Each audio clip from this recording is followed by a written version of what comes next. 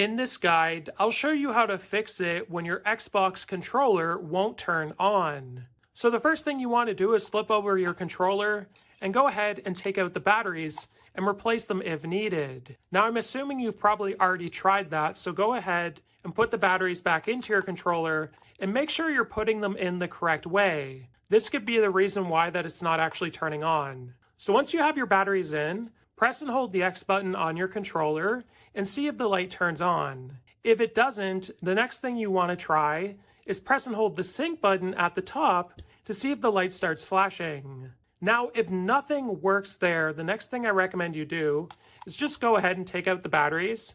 And you want to inspect these areas to here to see if they're bent or if it looks like they've been damaged. And if they have been damaged, what you want to do is grab yourself a USB-C cable and plug it into your Xbox, and then go ahead and plug it into the top of your controller. Now, even without batteries, your controller should still work, and you should see a light toggle on. Now, if it doesn't turn on, this likely means that your controller's broken, and you'll likely have to get a new one or have it repaired. If this guide was helpful, like and subscribe, and we'll see you in the next one.